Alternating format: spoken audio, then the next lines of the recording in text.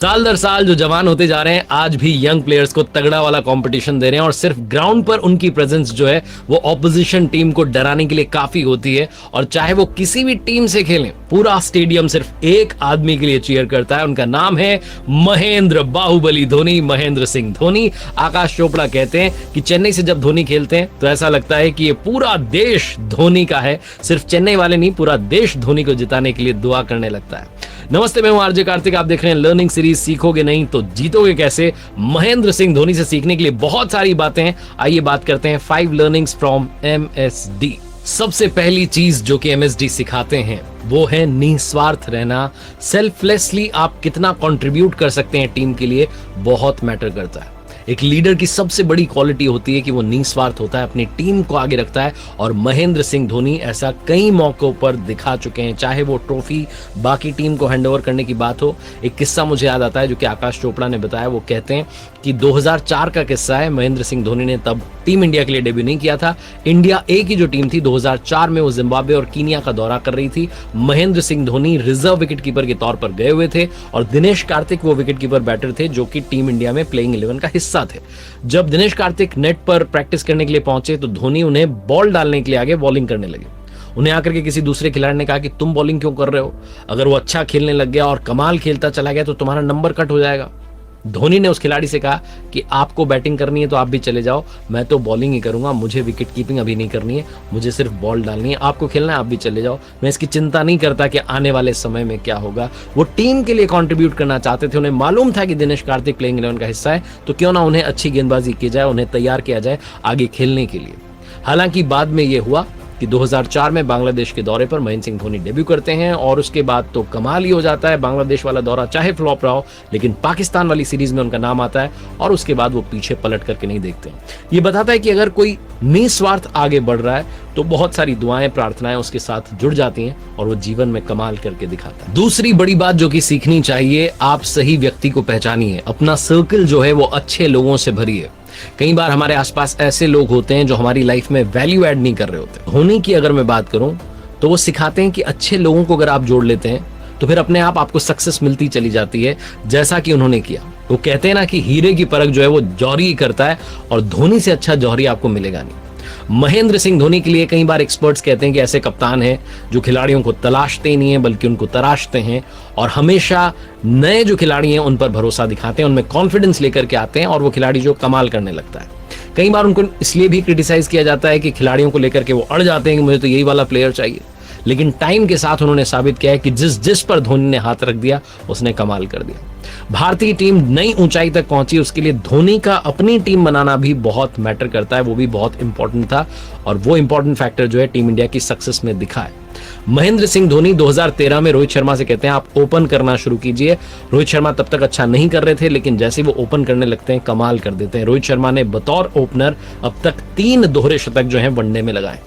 रविंद्र जडेजा का नाम भी आता है इस लिस्ट में, जो कि इंडिया को चैंपियन बना चुके हैं कई मौकों पर। रविंद्र जडेजा डोमेस्टिक क्रिकेट खेल रहे थे, वहां से उन्हें लेकर के इंटरनेशनल खिलाड़ी बनाने तक में जो कंट्रीब्यूशन है वो MS धोनी का है।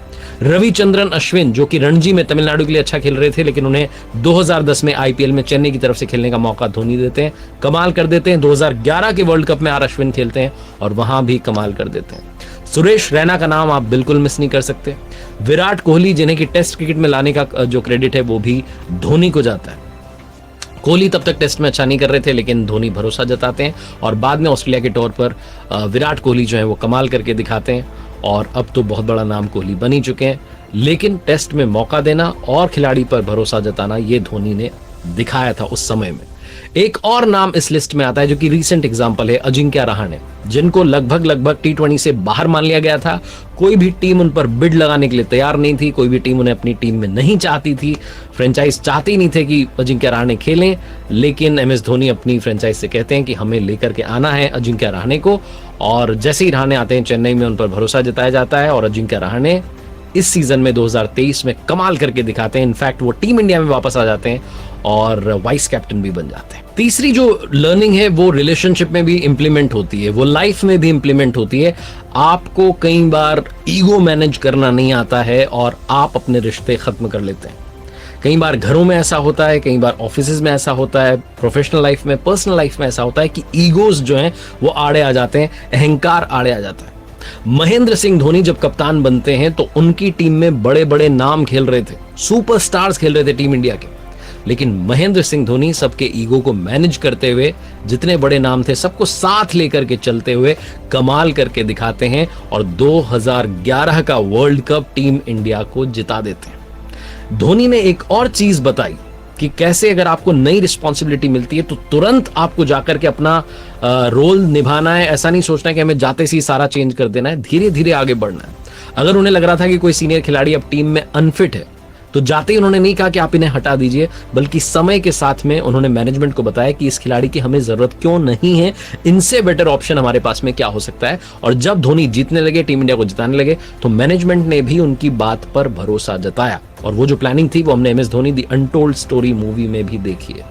लेकिन इंपॉर्टेंट बात यह है कि कैसे आप ईगोज को मैनेज कर सकते हैं और सबको साथ लेकर के चल सकते हैं, क्योंकि हर किसी का अपना ईगो होता है, हर किसी का अपना स्वाभिमान होता है। उस स्वाभिमान को कैसे बैलेंस करना है और अपना फायदा निकालना है, टीम का फायदा निकालना है, कैसे सब कुछ अच्छा करना है, ये आप एम एस धोनी से सीखिए।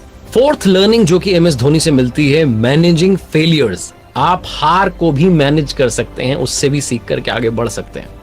2022 का आईपीएल का सीजन था। महेंद्र सिंह धोनी एक नई सोच लेकर के आए। उन्होंने टीम में कहा कि मैं खेलूंगा लेकिन कप्तानी नहीं करूंगा, हमें कप्तान के तौर पर जडेजा को तैयार करना चाहिए। और कहा मैनेजमेंट को कि आप इन्हें रखिए। 16 करोड़ में सीएसके उन्हें रिटेन करती है और कैप्टन बनाने का भी फैसला कहा जाता है कि धोनी का ही था कि रविंद्र जडेजा को मौका दीजिए। रविंद्र जडेजा को मौका मिलता है, लेकिन वो जो एक्सपेरिमेंट था वो बुरी तरीके से फेल हो जाता है। लेकिन तब भी धोनी हार नहीं मानते हैं। 2022 के टूर्नामेंट की मैं बात करूं तो टॉप 5 में भी चेन्नई का नाम नहीं था। इनफैक्ट 9th जो पोजीशन है उस पर चेन्नई की टीम थी। लेकिन जब 2023 का सीजन आता है तो ऐसा लगता है कि पूरी टीम में सब कुछ सॉर्ट हो चुका है और पूरी टीम जो है, जो कि उलझी हुई थी 2022 में, वो 2023 में कमाल कर देती है। एक बार फिर से कप्तानी जो फ्रंट सीट है, जो ड्राइविंग सीट है, उस पर एम एस धोनी बैठते हैं और कमाल करके दिखाते हैं। बहुत सारा क्रिटिसिज्म, बहुत सारी बातें हो रही थी कि टीम में बहुत सारी गुटबाजी हो गई, लेकिन ऐसा कुछ भी नहीं दिखता है। इनफैक्ट वो खिलाड़ी जिनको रिटर्न ऑफ, जिनके लिए कह दिया गया था कि समय जा चुका है, उनसे वो कमाल का खेल दिखाते हैं, प्रदर्शन करने के लिए उन्हें इंस्पायर करते हैं। उसमें अजिंक्य रहाणे हैं, उसमें शिवम दुबे हैं, उसमें और भी बहुत सारे नाम हैं जिन पर धोनी भरोसा जताते हैं और 2023 का जो सीजन है वो चेन्नई को जिताते हैं। और सबसे इंपॉर्टेंट लर्निंग, मैनेजिंग सक्सेस। लोग सफलता तो पा लेते हैं लेकिन उसके बाद उससे पचा नहीं पाते हैं। ऐसा बहुत बड़े बड़े सेलिब्रिटीज के लिए कहा गया कि उन्हें सक्सेस तो मिल गई, ओवरनाइट सक्सेस मिल गई, रातों रात सक्सेस मिल गई, लेकिन उसे पचा नहीं पाए। अपने ही बिहेवियर से अपना ही नुकसान कर बैठे, जिस डाल पर बैठे थे उसे काट बैठे। महेंद्र सिंह धोनी की सक्सेस को हर कोई जानता है और हर कोई जानता है कि वो कितने हम्बल हैं। इनफैक्ट रिसेंटली एक वीडियो आया था जिसमें वो इकोनॉमी क्लास में ट्रैवल कर रहे थे और जब एयर होस्टेस उनके लिए गिफ्ट लेकर के जाती हैं तो वो कैंडी क्रश खेल रहे थे।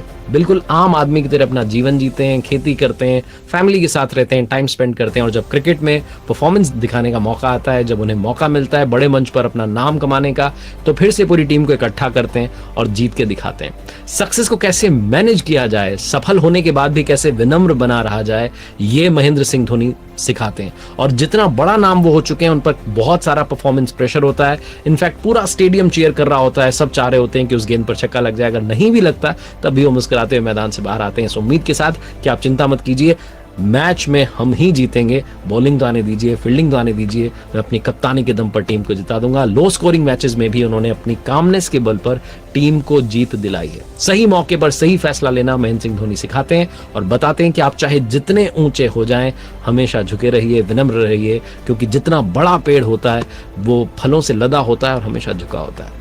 महेंद्र सिंह धोनी से सीखने के लिए बहुत कुछ है, बहुत सारे वीडियोस मैंने उनके बारे में अपलोड किए, आप जाकर के देख सकते हैं। देखते रहिए मेरे साथ हर सोमवार सुबह 9:30 बजे एक नई कहानी और हर शुक्रवार सुबह